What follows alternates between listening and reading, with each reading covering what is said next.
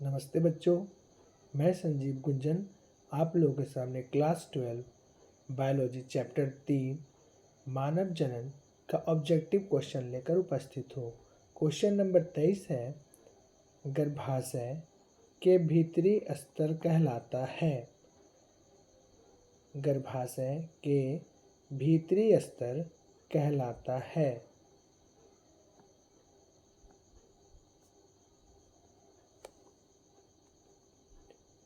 Endometrium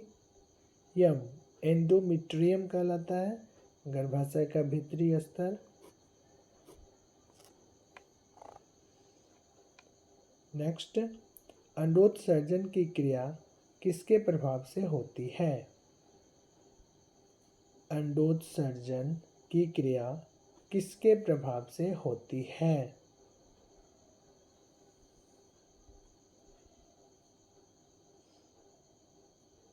तो यह LH के प्रभाव से होता है। Right answer is A. Next, Manav placenta होती है। मानव प्लेसेंटा होती है।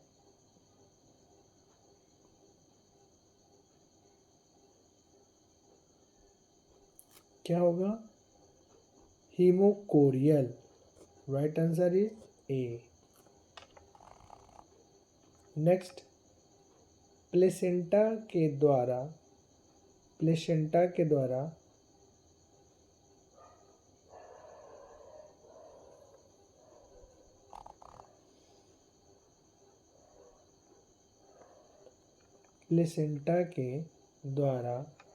भ्रूण माँ के रक्त से पोषण प्राप्त करता है। Right answer is C. Next question, यह भी BSEB 2012 में पूछा गया प्रश्न है। गैमीट निर्माण को कहते हैं। गैमीट निर्माण को कहते हैं गैमीटोजेनेसिस। राइट आंसर इज ए।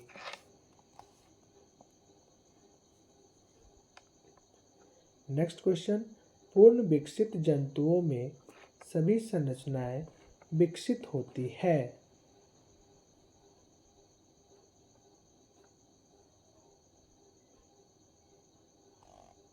किसके द्वारा विकसित होगी? तो जनन स्तरों के द्वारा। Right answer is D. अगला प्रश्न, स्तनपायी जीवों में भ्रूण की एलेंटोइस किसमें सहायता करती है?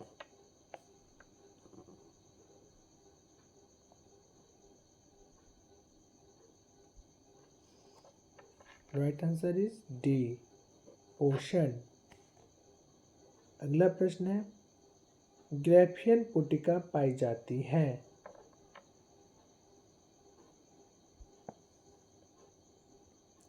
इसको राइट आंसर हो गया स्तनियों के अंडाशय में।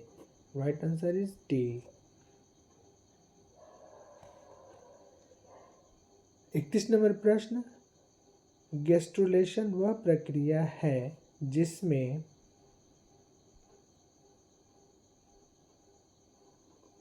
कोशिकीय गतियां होती है। राइट आंसर इज सी।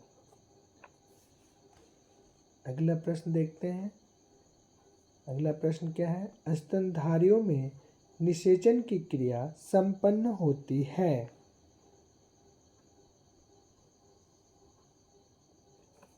स्तनधारियों मेमल्स में निषेचन की क्रिया कहाँ संपन्न होगी बच्चों? तो फैलोपियन ट्यूब में, यानी कि right answer is C.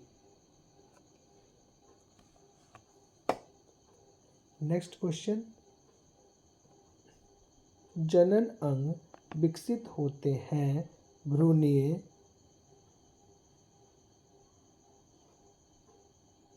The right answer is mesoderm से। Right answer is C, mesoderm से। अगला प्रश्न, भ्रूण के अंतर कोशिका समूह में पाए जाने वाली विशेष प्रकार की कोशिकाएं कहलाती हैं।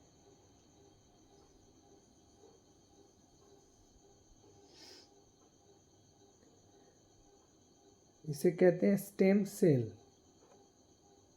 Right answer is A. अगला प्रश्न,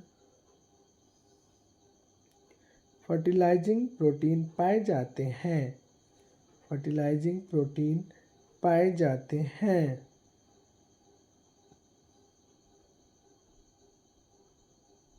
शुक्राणुओं की सतह पर। Right answer is B. एक स्वस्थ महिला के पूरे जीवन काल में उत्पन्न कुल अंडों की संख्या होती है। 2018 में पूछा गया प्रश्न है कि एक स्वस्थ महिला के पूरे जीवन काल में उत्पन्न कुल अंडों की संख्या होती है। कितना हो जाएगा बच्चों? 400। Right answer is B.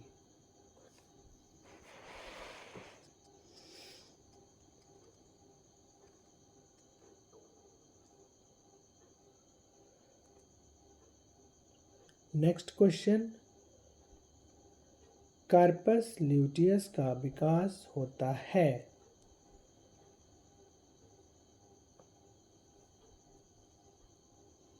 Graafian follicle से।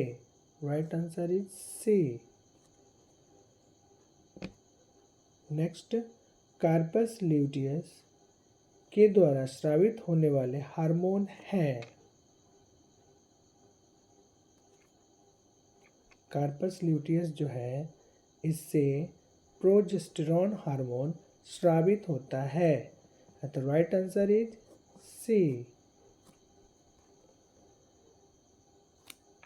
विकास के दरमियान स्पर्मेटोजोआ पोषण प्रदान करता है।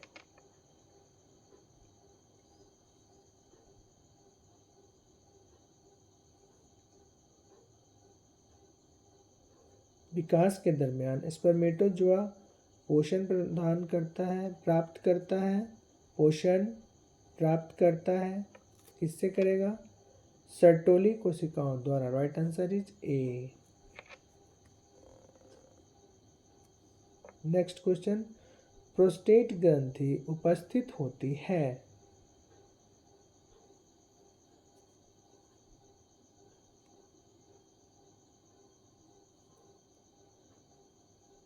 प्रोस्टेट ग्रंथि मूत्र मार्ग के चारों ओर उपस्थित होती है, अर्थात right answer is D.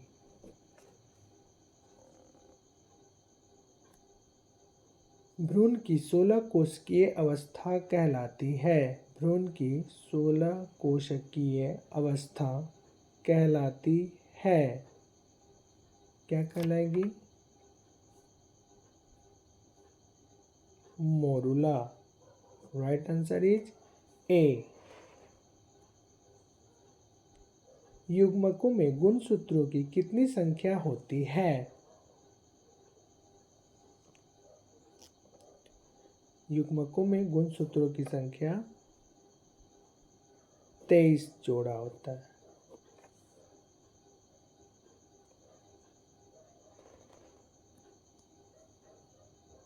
Next question, स्त्रियों में द्वितीयक लैंगिक लक्षणों का नियंत्रण होता है।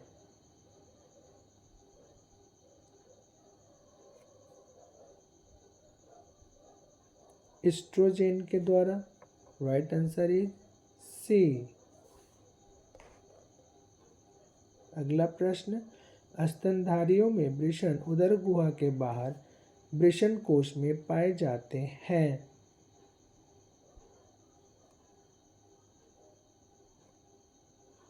शुक्राणु जनन के लिए। Right answer is A.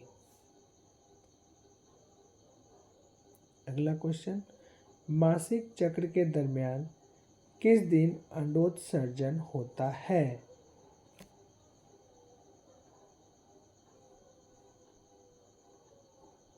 Right answer is B, 12वें से 14वें दिन। स्त्रियों में रजोनिवृत्ति की उम्र होती है? 50 वर्ष। मनुष्यों के निषेचित अंडाणुओं में विभाजन प्रारंभ होता है जब अंडा फैलोपियन नली में होता है।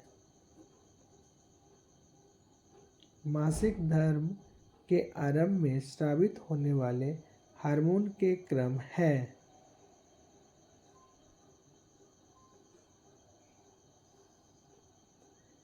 एफएसएच, एस्ट्रोजन और प्रोजेस्टेरॉन। नेक्स्ट क्वेश्चन, सर्टोली कोशिकाएं पाई जाती है वृषण में। इस प्रकार हम लोग मानव जनन के ऑब्जेक्टिव क्वेश्चन को संपन्न किया। वीडियो कैसा लगा कमेंट जरूर करें, सब्सक्राइब और लाइक अवश्य करें। धन्यवाद।